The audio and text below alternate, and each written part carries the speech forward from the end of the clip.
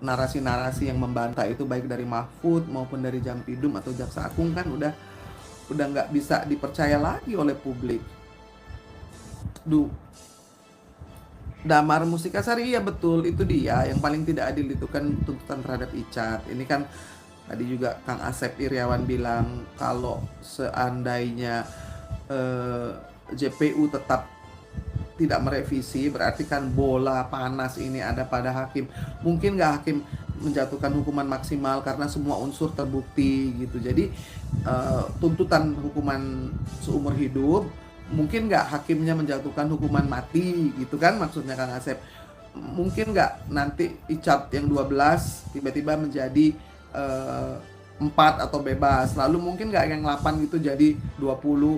Nah jadi kan ini kan semua ditimbangkan pada hakim karena konsideran-konsideran yang dibuat oleh JPU itu tidak masuk akal, tidak sesuai dengan tuntutannya. Ya dong, kalau sudah terbukti semua, Sambo harusnya maksimal.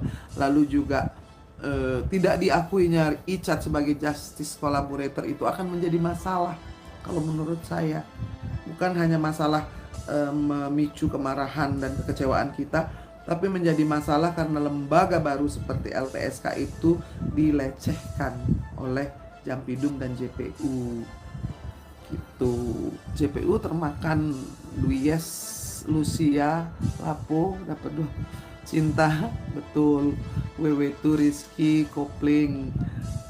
Aduh, Joshua Icat jadi korban, betul. Cuman ini Ina nggak percaya ini cuma gara-gara apem, tapi memang mungkin PC harus bertanggung jawab, jangan bersikap seolah-olah dia korban karena dari awal dari Magelang juga sudah tahu.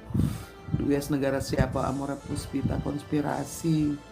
Rawer Siregar goblok, kamu mau nulis goblok ya, jadi L-nya jadi R.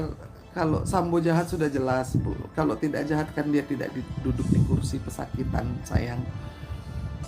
Jadi Danco itu namanya, Masya Allah. Bagaimana bacanya? Channel hukuman mungkin ada pesanan, bukan mungkin, itu membuat kita bertanya konsiderannya itu kenapa tidak sesuai dengan fakta gitu kan. Apalagi benar Cinta Dita Abadi diobrak-abrik secara keseluruhan, bukan hanya kepolisian tapi hati batin dari begitu banyak, bukan hanya ibu-ibu ya, tetapi seluruh rakyat Indonesia diobrak-abrik. Kita punya emosi, kita punya mental, karena Inang sih udah nyiapin mental ya. Kalau kesayangan Inang, inget nggak kalau saya bilang udahlah jangan terlalu terkesima dengan jaksa-jaksa yang sok galak gitu. Kita lihat dong nanti tuntutannya seperti apa gitu. Jadi menjadi pelipur lara karena Inang nggak mau menjadi naif optimis kepada lembaga yang memang nggak pernah terkenal bersih gitu. Jadi soal Baktim Munte nggak masuk akal, dakwaannya 340, hukumannya 8 tahun tidak masuk akal, dan yang paling aneh adalah tuntutan terhadap Joshua. Tadi Kang Asep Iriawan juga mengatakan bahwa ya kita akhirnya mengharapkan hakim menjatuhkan hukuman lebih gitu kan, hukuman mati, hakim menjatuhkan hukuman mati walaupun tuntutannya seumur hidup gitu kan. Lalu juga Icat yang 12 tahun, apakah hakim kemudian akan mereduksinya atau kemudian membuatnya menjadi mendapat keringanan. India, apa kabar sayang? Bahtiar Manurung. Ya bukan soal pensiun saja, ya kan, pensiun tidak pensiun kan tetap aja yang harus dijunjung nih kan keadilan dan juga rasa keadilan masyarakat, ya kan. Budiarti, terima kasih sayang, ya semoga sama kok buah pinang sama kentang. Inang, ayo kita berjuang, yes, ayo kita berjuang. Yuni Suprapti, betul Gurita. JPU nangisin siapa? Ayo nangisin mungkin ini karirnya terancam kalau tidak membacakan apa yang sudah disetting 888 gitu kan, kayak mobilnya orang-orang yang suka beli itu ya, beli bayar gitu terus mobil 888. Ricky selamat malam. Tirza Hosana, ya betul, bener banget. Putra Putri Sunil. Risa Kusmiati. Rawati Lingga Moga Ultra Petita. Terima kasih. Bismillah, iya. 888B 88 JPU.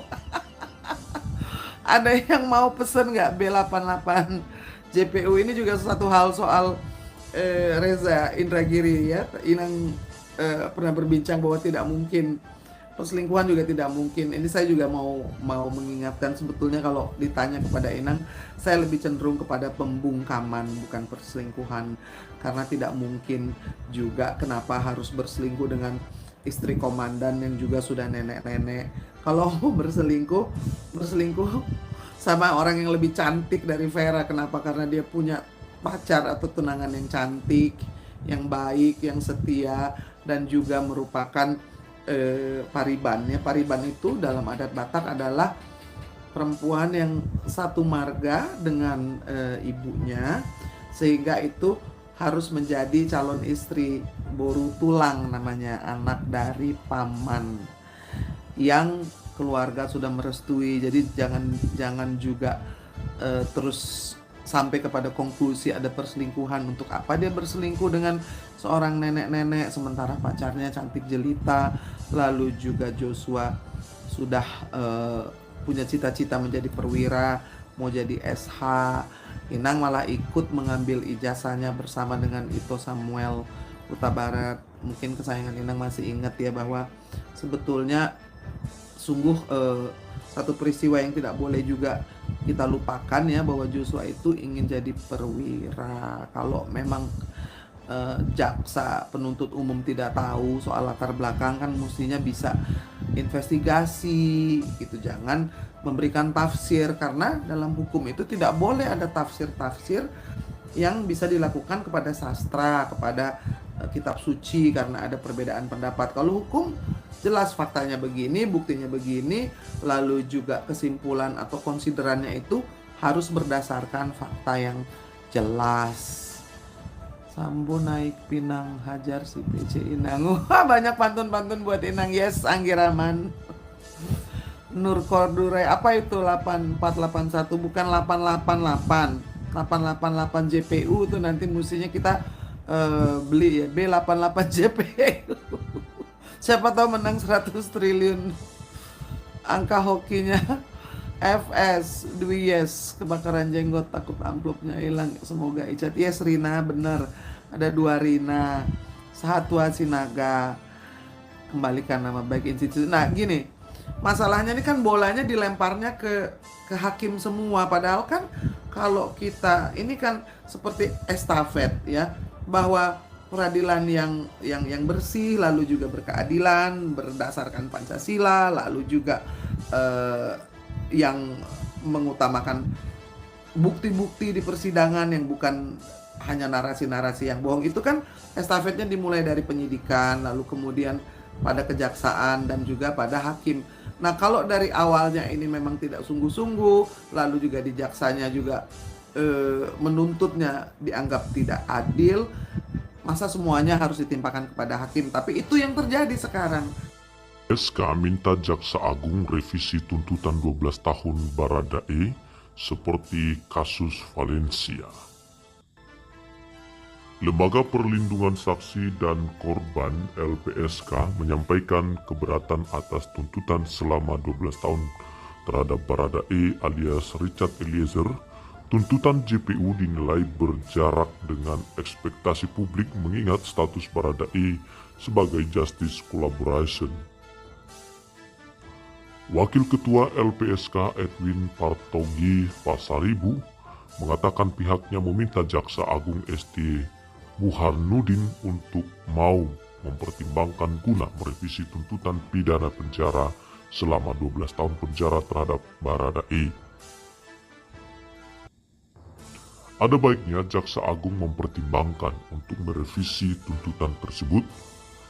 Karena itu pernah Jaksa Agung lakukan sebelumnya, ujar Edwin melalui sambungan telepon kepada MPI. Menurutnya, keputusan Jaksa Agung yang merevisi tuntutan tersebut pernah dilakukan pada kasus tuntutan Valencia yang hendak dipenjara selama 1 tahun. Untuk diketahui, kasus Valencia pernah dituntut pidana penjara lantaran mengomeli suaminya yang mabuk sehingga menjadi sejarah urusan rumah tangga yang ditangani oleh kejaksaan. Pada kasus Valencia yang dituntut 1 tahun penjara karena membentak suaminya pada tahun 2021, Jaksa Agung bisa merevisi tuntutannya, jelas Edwin. Nah, itu kan bisa direvisi jika Kejaksaan Agung merasa bahwa ada hal yang kurang sesuai dari tuntutan tersebut, apalagi menimbang ekspektasi masyarakat dalam kasus pembunuhan Brigadir Joshua yang melibatkan Baradae melakukan penembakan karena tuntutan dari Verdi Sambo yang merupakan atasan dari Baradae. Edwin menilai tuntutan terhadap Baradae tersebut jangan melihat melalui pendekatan hukumnya. Ia menilai pendekatan hukum tidak perlu lagi diperdebatkan lantaran hakim dan jaksa terbantu berkat keterangan mengungkap fakta dari Baradae. Apakah pernah Baradae dibilang oleh hakim dan jaksa sebagai terdakwa yang berbelit-belit atau bahkan berbohong? Kan tidak ada. Semua keterangan Baradae itu kan membuat peristiwa itu menjadi terang, termasuk juga kasus obstruction of justice, perintangan penyidikan, terang Edwin. Edwin juga menuturkan jangan sampai tuntutan JPU tersebut sebagai tindakan yang melupakan jasa dari Baradae sebagai justice kolaborator. Jangan sampai ada pepatah habis manis sepah dibuang, kata Edwin. Sebelumnya diketahui LPSK menegaskan pihaknya tidak berusaha mengintervensi tuntutan JPU ihwal pidana 12 tahun penjara terhadap Richard Eliezer alias Baradae. Diketahui tanggapan tersebut datang lantaran Kejaksaan Agung Kejagung meminta LPSK tidak mengintervensi jaksa. Menurut Wakil Ketua LPSK Susilaning Tias menjelaskan lembaga hanya melaksanakan pasal 10A ayat 3 dan 4 Undang-Undang Perlindungan Saksi dan Korban. Ia menegaskan LPSK hanya memberikan rekomendasi kepada jaksa perihal status Richard Eliezer sebagai justice kolaborator dan permohonan keringanan vonis hukumannya. Kami hanya merekomendasikan sesuai dengan Undang-Undang Perlindungan Saksi Korban. Jadi bukan intervensi, sifatnya hanya rekomendasi, ujar Susi kepada MPI melalui sambungan telepon. Susi menjelaskan di dalam penjelasan pasal 10A ayat 3 Undang-Undang Perlindungan Saksi dan Korban tersebut ada aturan yang membahas keringanan hukuman bagi justice kolaborator. Kemudian dalam pasal 4 undang-undang tersebut, Susi menegaskan terdapat perintah agar LPSK memberikan rekomendasi kepada jaksa.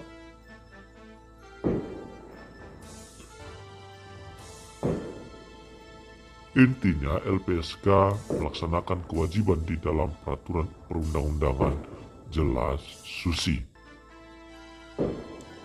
Lalu ditanggapi oleh Kejagung. Kejagung tegaskan tak akan ada revisi tuntutan 12 tahun terhadap Baradae.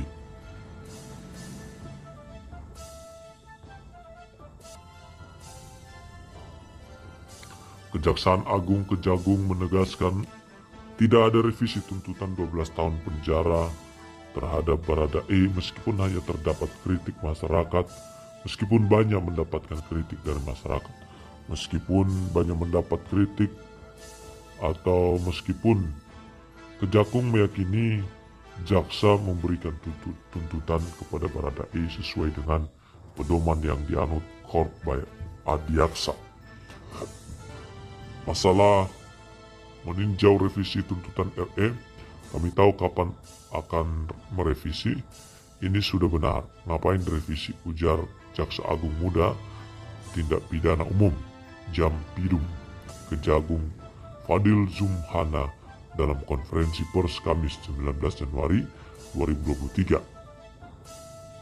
Dia mengatakan jika tuntutan dilakukan revisi, pihak tidak akan menunda dan langsung melakukan revisi. Salah satu contoh yang pernah dilakukan revisi terhadap tuntutan ialah kasus Karawang. Contoh yang pernah saya revisi itu kasus di Karawang. Itu keliru. Kalau udah benar-benar ngapain revisi, itu jawabnya tidak akan ada revisi. Sebelumnya Fadil mengatakan tuntutan hukum 12 tahun penjara terhadap Baradae lebih ringan dari yang seharusnya. Meskipun sebagai justice kolaborator, Richard menggunakan keberanian sebagai eksekutor pembunuhan berencana. Richard Eliezer memiliki keberanian, maka jaksa menyatakan Richard Eliezer sebagai pelaku yang menghabisi nyawa korban Joshua, sehingga ketika kami menuntut Richard Eliezer 12 tahun penjara, itu sudah benar.